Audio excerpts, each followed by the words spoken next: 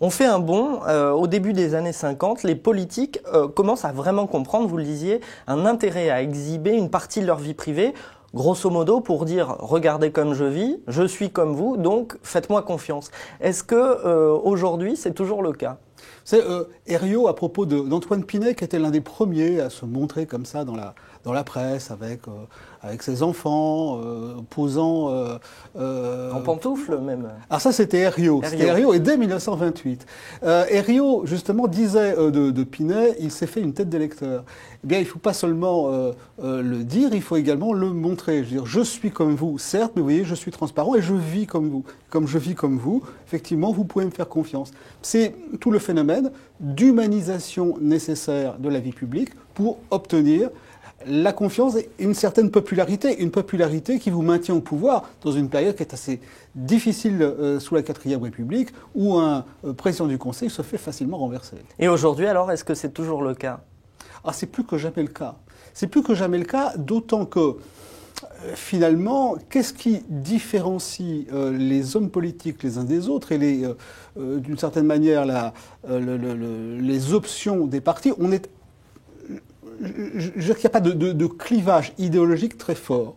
Et par ailleurs, il y a un système politique où une seule élection compte, qui est l'élection présidentielle.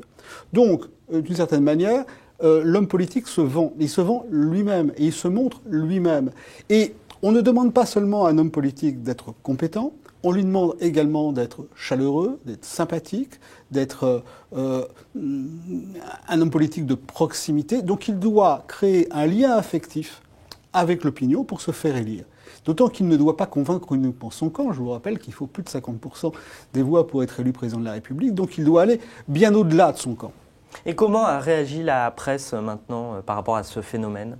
La presse, très longtemps, a hésité à entrer dans la sphère privée de l'homme public. Et puis, comme l'homme public lui-même a ouvert sa sphère privée, la presse s'y est engouffrée. Et le phénomène qui a commencé dans les années 60, qui s'est affirmé dans les années 80, est plus que jamais présent. Il est présent peut-être davantage, je veux dire, quand tout va bien dans le pays. Mais lorsque la période est beaucoup plus difficile, lorsqu'on revient aux fondamentaux, comme on dit aujourd'hui, la vie privée, je dirais pas n'intéresse moins, mais l'exhibition de cette vie privée dérange davantage l'opinion publique. Est-ce que les hommes politiques font preuve d'une certaine hypocrisie autour de l'exhibition de leur vie privée ? Bien sûr. Je veux dire que on pourrait résumer ça d'une formule. L'homme politique vise gala, mais il a toutes les chances de se retrouver dans Voici. C'est-à-dire qu'il veut donner une bonne image de sa vie privée, il veut contrôler son image, mais bien sûr, il attire l'attention des médias pour aller chercher un petit peu plus loin dans son intimité. Et là, à partir de ce moment-là, l'homme politique ne veut plus jouer le jeu. C'est vrai dans d'autres pays, c'est vrai également aux États-Unis, mais c'est de plus en plus vrai en France. J'aimerais qu'on fasse une parenthèse. Il y a un autre phénomène dans la pipolisation de la vie politique que j'aimerais aborder et qui me semble assez récent, c'est l'émergence des people aux côtés des hommes politiques. Comment est-ce qu'on l'explique ça et à quand ça remonte ? C'est pas un phénomène complètement nouveau. L'entrée des chanteurs, des acteurs, des hommes du show business, des hommes et des femmes du show business, ça a commencé véritablement dans la campagne de 1974. Giscard contre Mitterrand. C'est une manière effectivement de montrer la proximité que l'on peut avoir avec les goûts familiers des Français. Et de ce point de vue, Giscard d'Estaing a été sans doute l'un des premiers hommes politiques à se rapprocher des people. Et comment est-ce qu'on l'explique vraiment aujourd'hui ? Alors d'abord, il y a sans doute une grande inspiration américaine, je dirais une politique showbiz. Et peut-être que c'est lié également à une dégradation de l'image même sinon de l'homme politique, du moins du système politique, qui s'affirme aujourd'hui tous les jours. Ce qui fait qu'on a justement, vous l'écrivez, les frasques maintenant des hommes politiques dans les pages générales des journaux respectables, entre guillemets. Certainement, c'est-à-dire que jusqu'à un certain temps, il s'agissait essentiellement de la presse people. Et puis aujourd'hui, il y a une pipolisation de la grande presse respectable. Ce qui n'est pas complètement étonnant, puisqu'on s'intéresse finalement assez peu à ce que les hommes politiques disent et de plus en plus à ce qu'ils sont.